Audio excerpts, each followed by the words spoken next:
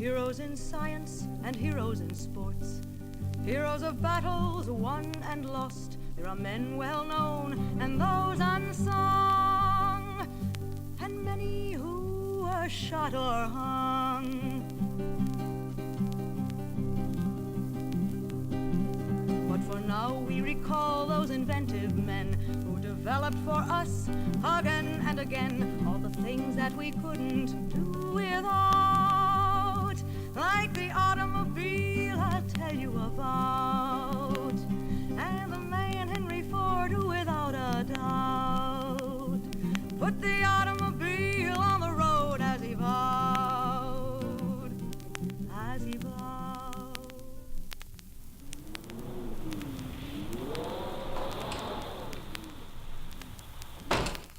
William? Really blowing out there. We're in for some snow. Where's Henry? He was here a minute ago. Henry, you in the kitchen? Henry!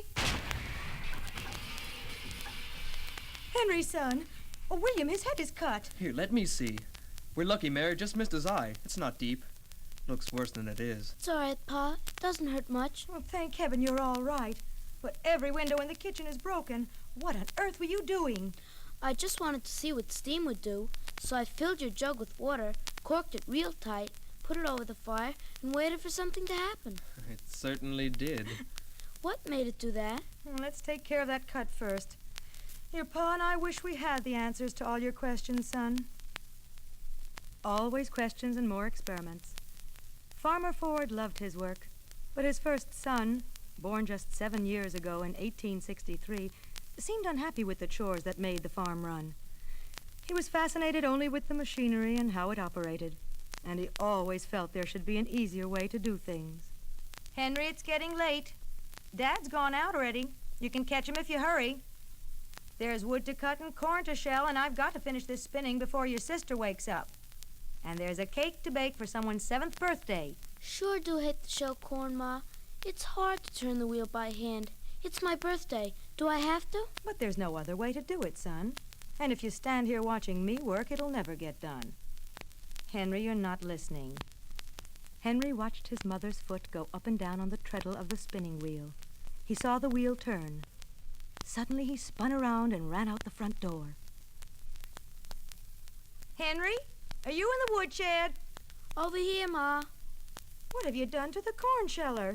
Look, Ma, I don't have to turn it by hand anymore. I've made a treadle for it like the one on your spinning wheel. Now I just pedal with my foot and the wheel turns. Time and Henry's collection of mechanical improvements went on, as well as his collection of nuts, bolts, springs, files, screws, and anything else he could get his hands on. He kept his treasures in a large box under his bed, just in case he got an idea for something. Even at school, Henry found a place for his mechanical abilities. Henry went to school to learn to read and write. Henry gave the teachers quite a fright. He studied very hard and rang the old school bell, but his very strange inventions didn't sit too well. Henry liked arithmetic, he liked machinery too. Henry made a steam engine, it was the thing to do. And to turn the steam engine, Henry set a fire, nearly burnt the whole school down as the flames went higher. Throw some more water on it. The fence is burning. I'm sorry, Mr. Ward. I didn't mean... Never mind that now, Henry. Let's get that fire out. I'm sorry, sir. I didn't think the fence would catch, but my puffer worked. Only the fire under the boiler. Puffer? Boiler? What are you talking about? Sir, the puffer's like a steam engine, and I had to have something to boil water in, so I used an old oil can, and look, I'll show you. Henry took a stick, knelt on the muddy ground, and drew his puffer. Mr. Ward looked in amazement. Outlined on the earth was a picture of a small, steam-powered machine. As Henry explained how it worked, Mr. Ward thought better of punishing the little firebug, who on his own had discovered a way to make steam work for him. Henry made a steam engine from pipe and can and water. His teacher was so pleased with him he didn't do what he oughter. Instead of broken pocket watch he gave our young inventor, you can keep it if you fix it, for there's no spring in the center. For there's no spring in the center.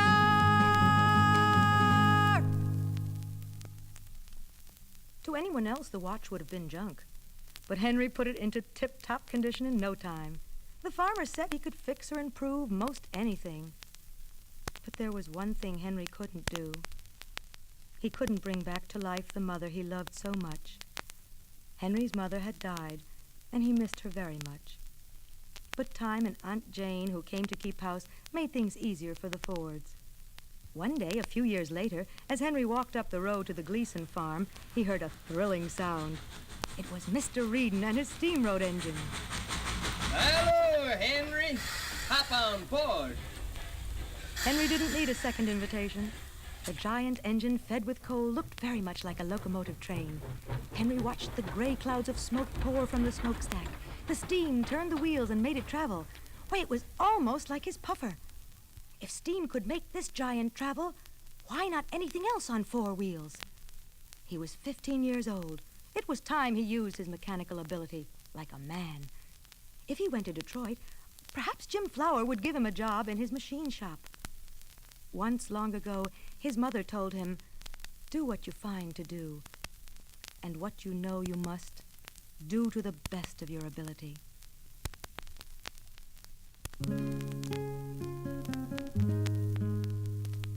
From the country, farming country, went a boy, just a lad.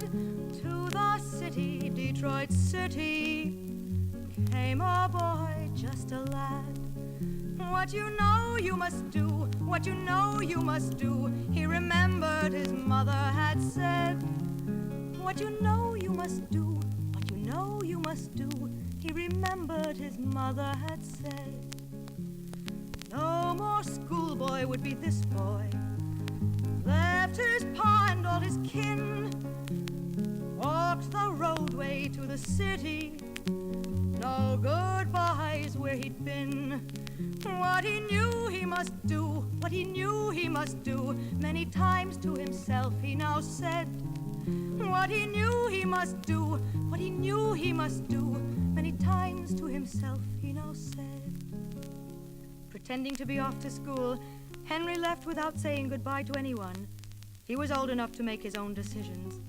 When he reached Detroit, he found Jim Flower eager to have him.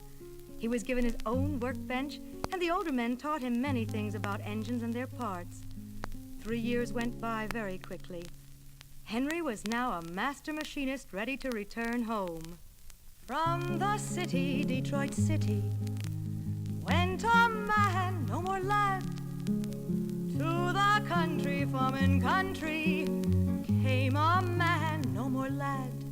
What he knew he had done, what he knew he had done, with great pleasure his neighbors now said. What he knew he had done, what he knew he had done, with great pleasure his neighbors now said. Back home, Henry tinkered in the tool shed and worked part-time for the Westinghouse Air Brake Company. He traveled about repairing engines, one of which was the first gasoline engine Henry had ever seen. He decided to learn more about these fascinating machines. But in the meantime, the farm chores had to be done. This morning, Dad asked him to cart lumber to the Gleason farm. Old Mr. Ford had meant for Henry to use the horse and cart, but Henry had a better idea.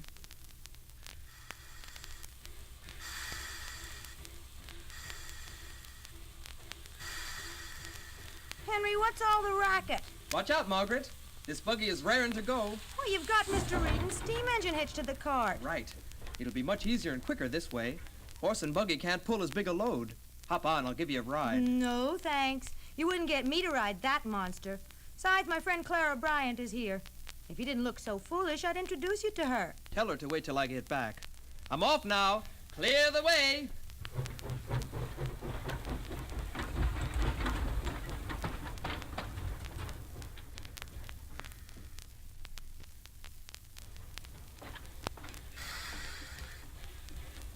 Margaret, I'm back. Is Clara still here? She had to leave, but she saw you out the window and she thinks you're nice. Really? Say, do you think she'd go with me to the square dance at Martindale Hall tonight? I thought you were only interested in machinery, Henry. That night, Henry took Clara home from the dance in his sleigh. and a few months later they were married. They built a home on 40 acres of land his father had given him. The trees on the land were perfect for a lumber business, and Henry set one up as soon as he found a steam engine and built a sawmill to cut the timber. In his spare time, he read about the experiments that were going on all over the world. The gasoline engine was becoming very important. Henry knew much about steam engines, but he'd have to learn more about electricity if he wanted to work with gasoline engines. They needed an electric spark to make them run. Detroit was the place to study these things. He'd go there. Of course, that meant leaving a new home, but Clara would understand. What he knew he must do, what he knew he must do, many times to himself he now said. What he knew he must do, what he knew he must do, many times to himself he now said. In Detroit, he met an old friend, John Wilde, who was working for the Edison Illuminating Company. John invited Henry to take a job working the steam engines used for making electricity. And the very next day, Henry showed his ability by repairing an engine that had baffled everyone else. Working with steam was not what Henry had come for, but he was in Detroit and he had a job. At night, Henry worked at the Edison plant so he could use mornings for work and study on the gasoline engine. Many months passed before his first gas engine was finished. Filled with excitement, he ran to tell Clara, and together they went into the workshop. Clara stared in amazement. What she saw was a small carriage with lots of machinery attached to it, but no horses to pull it. A horseless carriage, Henry? Exactly. I always wanted to make something on 4 wheels that didn't need horses to pull it, so I built a carriage around my gasoline motor. It was 4 in the morning, but Henry couldn't wait to try his quadricycle, which he called his machine. He started the engine, making a thunderous noise.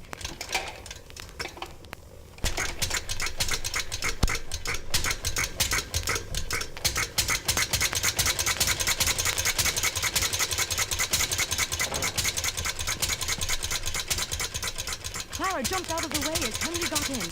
He rolled toward the door, then realized that the quadricycle was too wide to fit through. Furious, he grabbed an axe and chopped half the workshop wall down. Then he got back in the seat and rolled onto the street.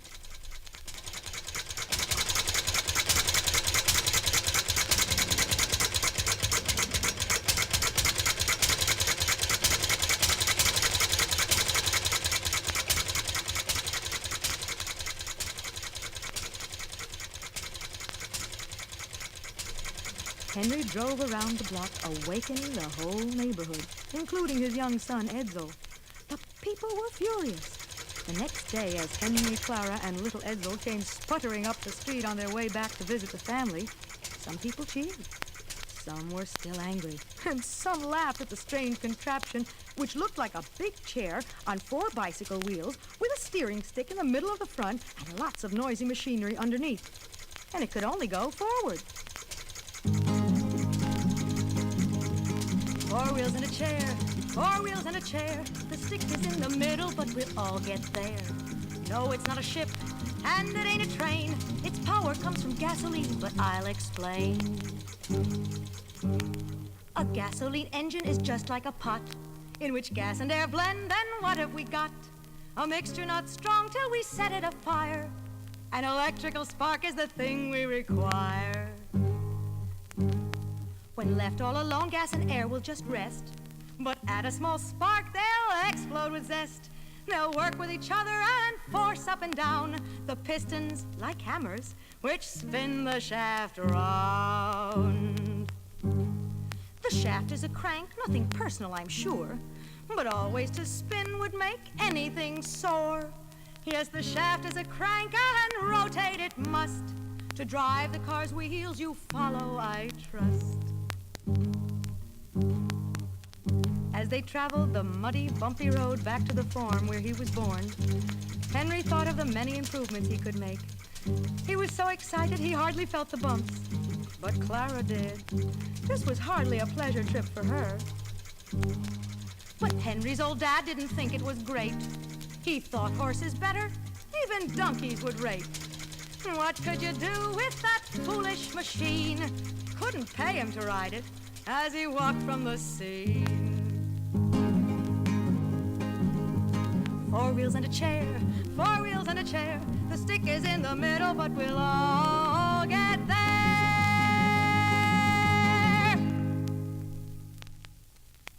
Henry thought his welcome a bit cold. He was sure his mother would have been more encouraging. So back to Detroit to build more machines. He'd sell them. It might take time, but it would catch on eventually. Sit down and have some coffee with me, Henry. You look tired. Smells good. The police have been giving me a rough time. The noise of the engine frightens the horses. They say I'm a public nuisance. Yes, Henry was in trouble, and troubled. He needed something to lift his spirits, and luckily it came. As chief engineer at the Edison plant, he was invited to attend a meeting in New York where he would meet the great Edison in person. The meeting hall was crowded with important people. Henry was afraid he would never get a chance to approach the great inventor. Finally, with butterflies in his stomach, he found himself looking straight at Thomas Edison. Henry had to speak loud and clear, for Mr. Edison was quite deaf. But soon they were talking comfortably. Mr. Edison thought that there was a great future for Henry and encouraged him to continue with his experiments. They would become great friends in the future, although neither of them knew it. I feel more confident than ever, Clara. Mr. Edison told me to keep up with my work. All the way home I thought of the improvements I could make. The only thing is the money. We haven't much savings left. We can use what's left, and I can donate some money I've been saving. Oh, by the way, Mayor Mayberry called while you were gone, asked if you'd drop by and see him. Henry went to the mayor's office the next day, worried that he would be forbidden to ride his quadricycle in the streets. Instead, the mayor offered him money to continue his work. The mayor said that all over the world, progress was being made and Detroit should be part of it. Having Henry here would help. Detroit businessmen would be happy to invest. Henry accepted the offer with much gratitude.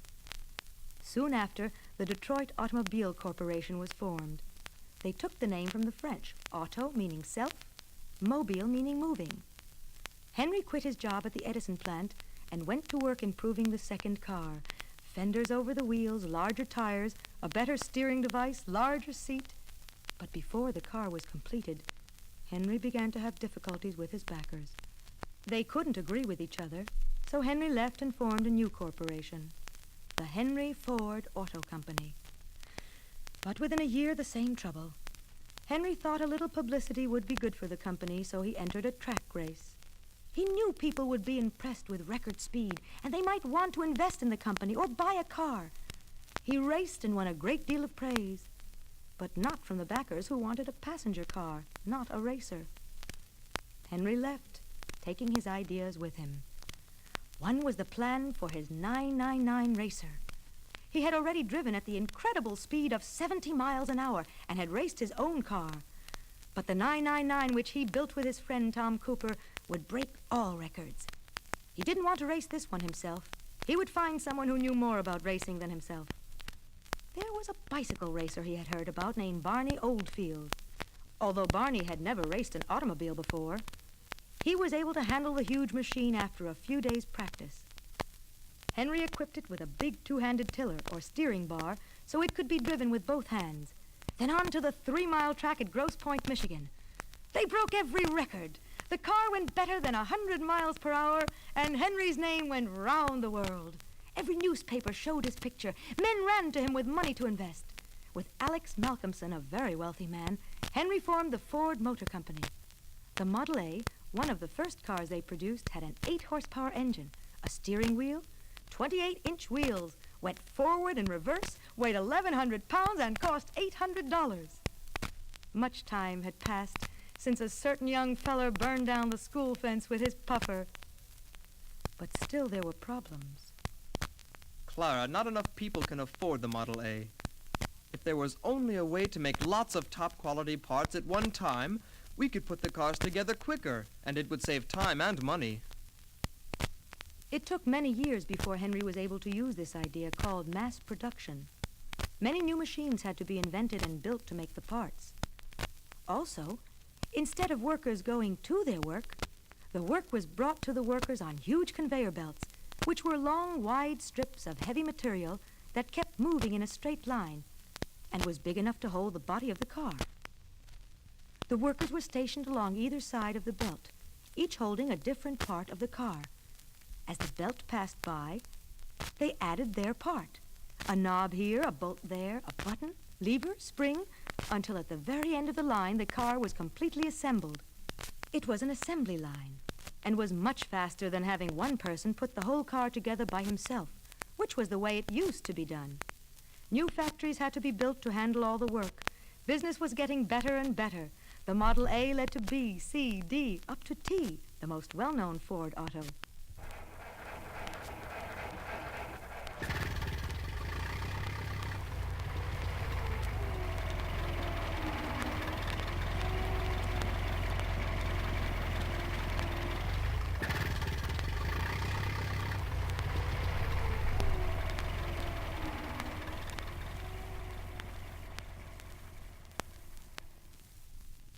And of course, all the modern Ford cars on the road today.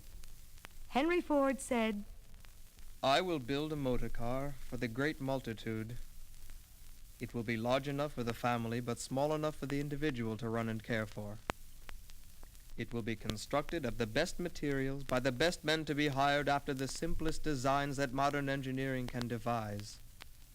But it will be so low in price that no man making a good salary will be unable to own one and enjoy with his family the blessing of hours of pleasure in God's open spaces.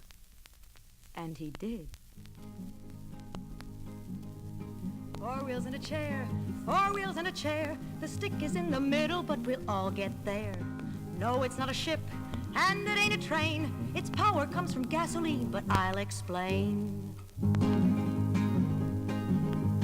4 wheels and a chair, 4 wheels and a chair. The stick is in the middle, but we'll all